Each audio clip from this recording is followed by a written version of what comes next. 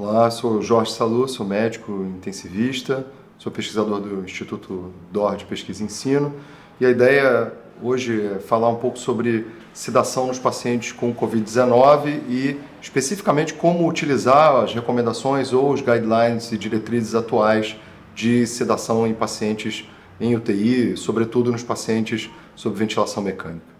A ideia dessa apresentação é cobrir basicamente 3 tópicos, tentar entender rapidamente qual o impacto do Covid-19 nas UTIs, especificamente nas UTIs no Brasil, entender um pouco dos conceitos gerais de sedação aplicado para as UTIs e como se aplicam então essas recomendações e guidelines atuais para os pacientes Covid-19, tendo em vista algumas peculiaridades ou particularidades desses pacientes.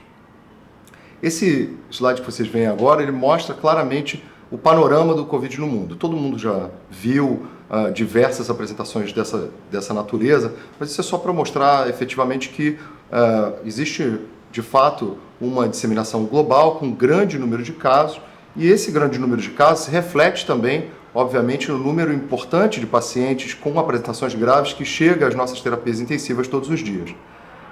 Quando a gente olha especificamente o impacto do Covid nos hospitais, o que a gente vê é que, embora haja uma variação importante, como a gente vê nesse slide com os dados do CDC americano, a gente sabe que alguma coisa próximo de 10 ou 14 casos por cada 100 mil habitantes vão precisar chegar aos hospitais.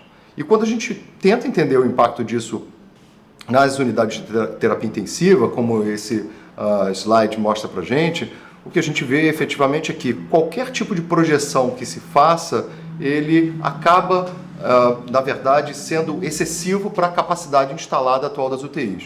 O que a gente quer dizer com isso? Que todos os países, em algum momento, tanto na China quanto países europeus, e a gente vem vendo isso, observando isso em algumas regiões do Brasil, experimentam um momento onde o número de casos ele é maior do que a nossa capacidade de atendimento habitual. Isso é um desafio muito importante, especificamente porque quando a gente observa a apresentação clínica dos pacientes de UTI, fica muito claro que esses pacientes têm uma gravidade e complexidade muito maior do que o habitual ou do que o perfil usual de paciente de terapia intensiva que nós estamos acostumados a ver. Esse slide mostra os dados do estudo italiano, onde a gente vê que os pacientes de terapia intensiva com Covid-19, eles são muito mais graves que o habitual. Quando a gente olha, por exemplo, a mediana de relação PO2 e FO2 como marcador da gravidade da disfunção pulmonar, a gente vê que eles têm uma mediana em torno de 130, ou seja, uma hipoxemia muito importante se apresenta nesses pacientes, fazendo com que um percentual enorme desses pacientes precise de ventilação mecânica e, inclusive, de recursos não habituais para ventilar esses pacientes. Isso está associado, evidentemente, a uma necessidade importante de uso de sedativos nesses pacientes. Quando nós olhamos a utilização de ventilação mecânica em UTIs no Brasil, e essa informação desse slide vem do UTIs Brasileiras, que é o Registro Nacional de Terapia Intensiva, mantido pela AMIB com dados do sistema EpiMed Monitor, a gente vê que durante o ano de 2019, a utilização média de ventilação mecânica em UTIs no Brasil era em torno de 22%. Quando a gente olha o setor público, isso é muito maior, em torno de 44% dos pacientes eram ventilados, e no setor privado isso fica em torno de 18%. Fica muito claro quando a gente vê os dados mais recentes durante a pandemia do Covid que esses números mudaram. E esses números mudaram aumentando e refletindo um incremento da complexidade dos pacientes. Ventilação mecânica passa a ser usada em torno de 65% dos pacientes no setor público, em torno de 35% a 40% no setor privado. Isso é extremamente importante porque toda a nossa estrutura de recursos humanos, de insumos e mesmo nosso hábito e implementação de protocolos em termos de utilização de sedativos, ele muda porque se a gente tem um número maior de pacientes ventilados, a nossa necessidade de utilização de sedativos nesses pacientes ela vai mudar também ao longo do tempo. Então, o que de fato mudou nas UTIs em geral e especialmente no Brasil com o Covid-19? A gente sabe que o Covid-19 ele trouxe um número muito grande de casos simultâneos e de gravidade elevada para o hospital, que 1 em cada 3 pacientes que são hospitalizados precisam de terapia intensiva, essa é a média dos estudos internacionais, mas que quando um paciente precisa de terapia intensiva, 70% desses pacientes, então internados em UTI, vão precisar de alguma forma de suporte ventilatório. Metade deles, pelo menos, ventilação mecânica invasiva. A duração média nos estudos internacionais é em torno de 8 dias. Porém, quando a gente olha os dados brasileiros, esses dados ficam mais próximos de 12 a 14 dias de duração de ventilação mecânica nos pacientes de terapia intensiva no Brasil. Isso porque a gravidade da hipoxemia é importante, como eu já falei anteriormente, e 40% dos pacientes, aproximadamente, apresentam síndrome de desconforto respiratório agudo. A combinação desses fatores como um todo, ele leva a pacientes de internação prolongada e ventilação prolongada e, portanto, com um uso prolongado e maior que o usual de sedativos. A gente sabe que esse uso excessivo de sedativos, ele classicamente está associado ao aumento de morbidade e mortalidade de pacientes de terapia intensiva. Esse slide ilustra bem essa interação entre os fatores, né, onde sedativos, analgésicos e bloqueadores neuromusculares, eles têm impacto no prognóstico e no desfecho dos pacientes dentro e fora da UTI. Por quê? Primeiramente, obviamente, um uso excessivo de sedativos faz com que os pacientes demorem mais a despertar e fiquem mais tempo em ventilação mecânica. Isso aumenta a suscetibilidade deles a complicações, como, por exemplo, fraqueza muscular na UTI e no pós-UTI, a ocorrência de delírio, a suscetibilidade maior a infecções relacionadas a cuidado de saúde e também uma menor possibilidade de mobilização. Tudo isso, no seu conjunto, faz com que os pacientes fiquem internados durante mais tempo na terapia intensiva no hospital e que, quando tenham alta, eles tenham um incremento de morbidade e uma pior qualidade de vida pós-alta. Como é que a gente coloca isso, então, no contexto da aplicação desses recentes guidelines de sedação publicados em 2019? O que a gente sabe, efetivamente, é que quando as recomendações desses guidelines são aplicados de forma combinada e sistemática, eles estão associados a melhores desfechos dos pacientes de terapia intensiva. Aqui eu não estou falando dos pacientes de Covid-19, porque a gente não tem evidências diretas para essa população, mas existe uma alta probabilidade de que o que funciona nos pacientes em ventilação mecânica em geral e principalmente nos pacientes com disfunção respiratória grave deva ser aplicável aos pacientes com Covid-19. Nesse slide que a gente está vendo então é um estudo norte-americano que incluiu mais de 15 mil pacientes e que ele mostra efetivamente, em resumo, que quanto maior a proporção da adesão às recomendações dos guidelines em relação a utilização de sedativos e liberação mais rápida da ventilação mecânica, também maior a probabilidade de alta da UTI, alta do hospital e a sobrevida em médio prazo. Então, esse slide mostra classicamente que num estudo do tipo Quality Improvement, ou seja, um estudo antes e depois, se conseguia mostrar que a implementação sistematizada das recomendações do guideline melhorava os desfechos de pacientes ventilados em terapia intensiva. Com isso, a gente volta para quais são os conceitos principais dos guidelines. Então, existem 3 eixos principais nessas recomendações. A primeira é que sedação leve deve ser utilizada para a maior parte dos pacientes de terapia intensiva.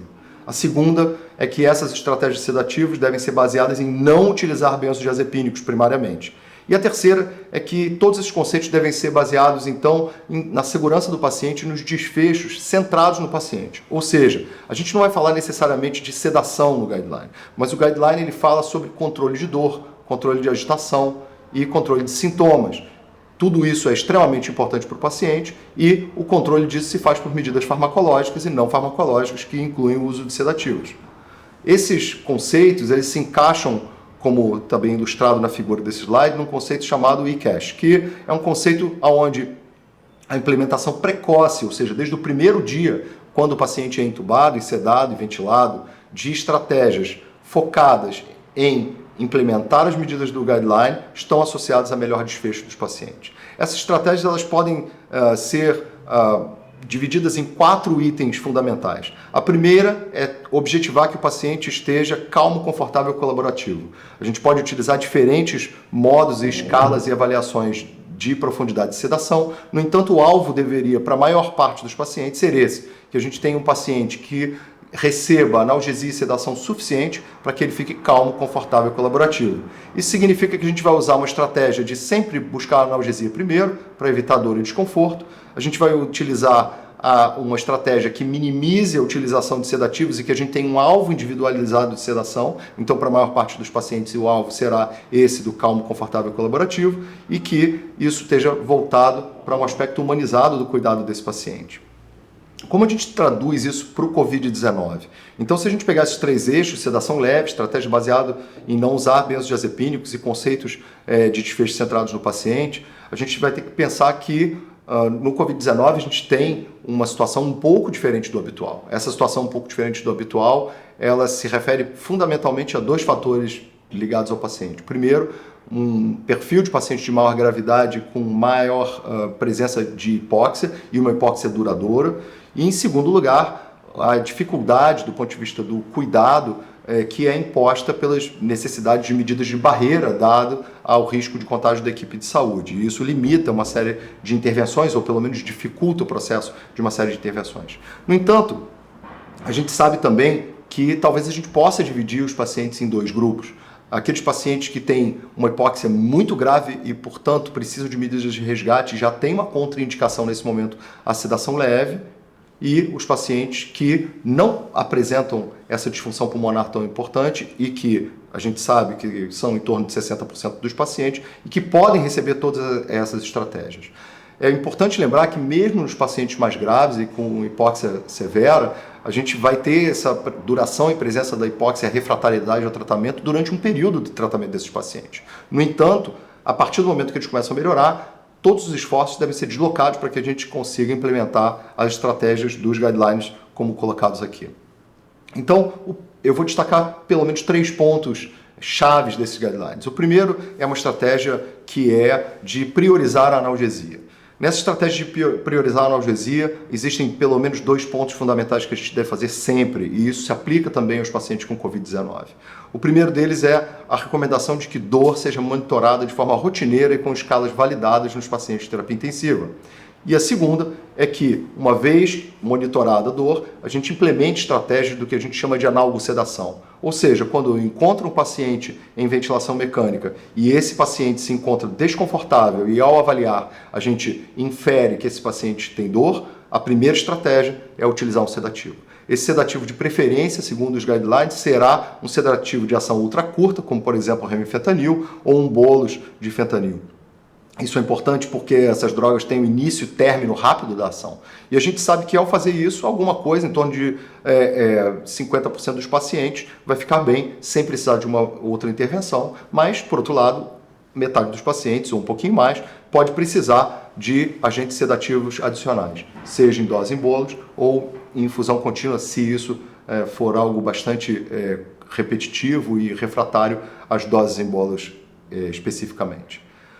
Uma segunda estratégia que é importante é a da redução da exposição a sedativos. A gente já viu anteriormente que o uso excessivo de sedativos, ou seja, pelo uso prolongado e doses cumulativas, ou seja, por doses elevadas mesmo por curta duração, está associado a piores desfechos dos pacientes. Então, nos últimos 20 anos, a gente teve várias estratégias e evidências de ensaios clínicos mostrando que pelo menos 2 tipos de estratégias, a interrupção diária de sedação e a sedação guiada por metas, eram estratégias válidas e importantes na implementação para reduzir a exposição dos pacientes a sedativos.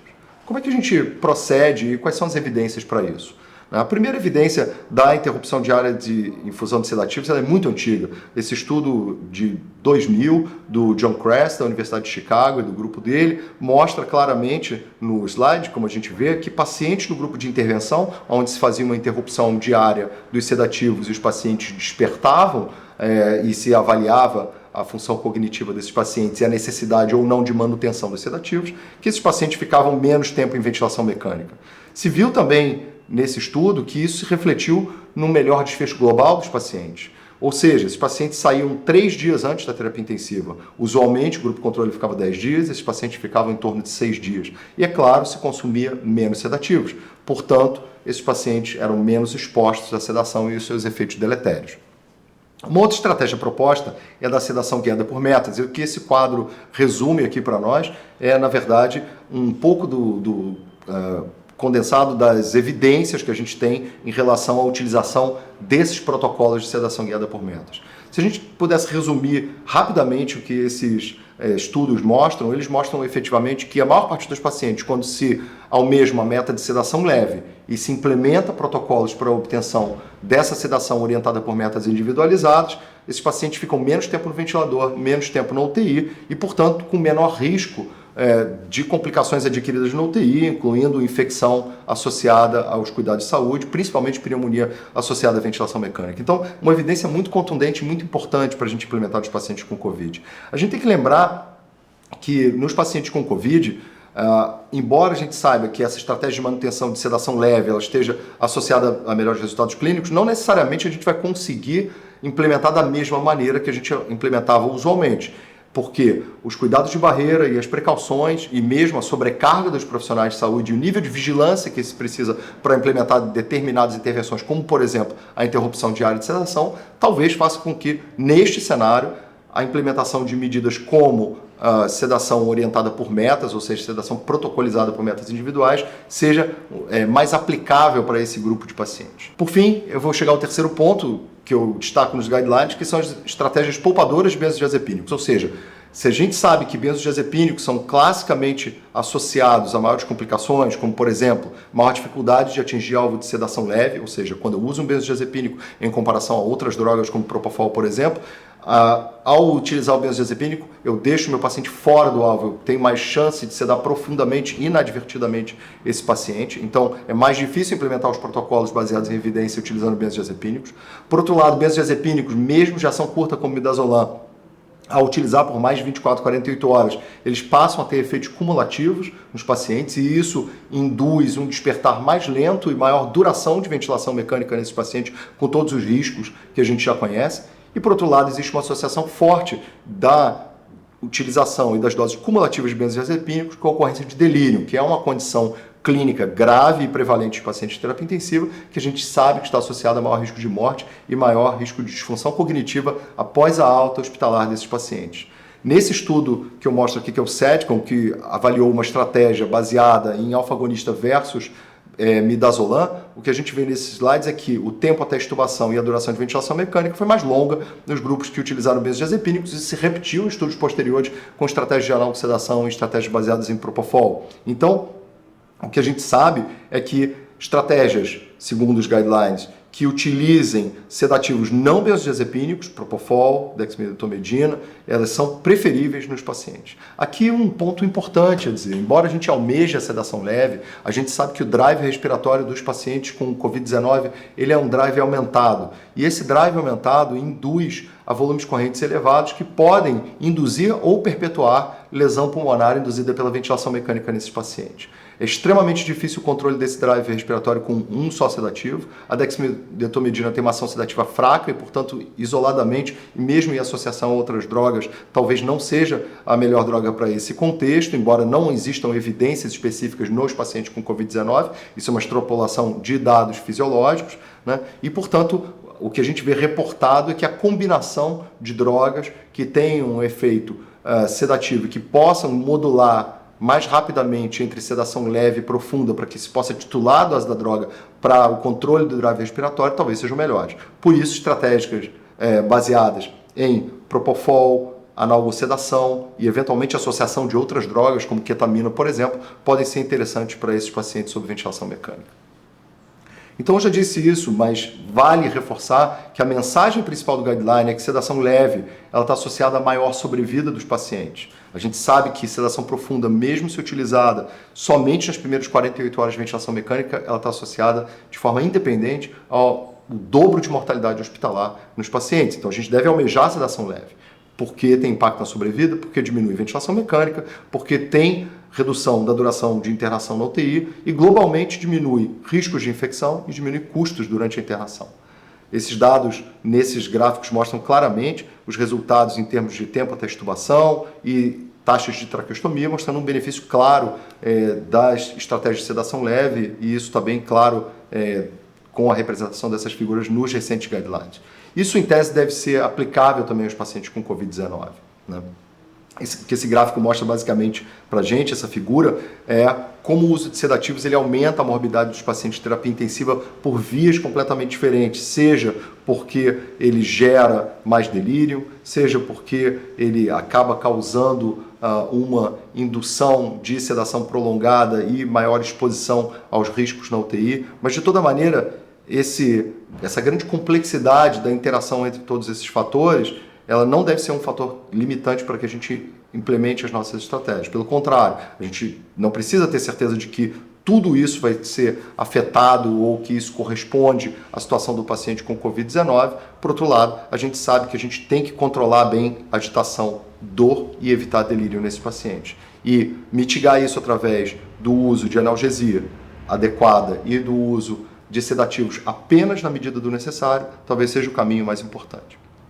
Então, como é que a gente atinge sedação leve? Em resumo, se a gente for resumir o que os guidelines dizem, uso de drogas de curta duração, opioides de curta duração como remifentanil ou fentanil, uso de propofol, eventualmente dexmedetomidina, diz o guideline, mas a gente sabe que isso talvez tenha uma limitação maior, pelo menos com o uso isolado para os pacientes de Covid-19, na maior parte das vezes, dada a gravidade, hipoxemia e potencial de vile, e uso de ketamina.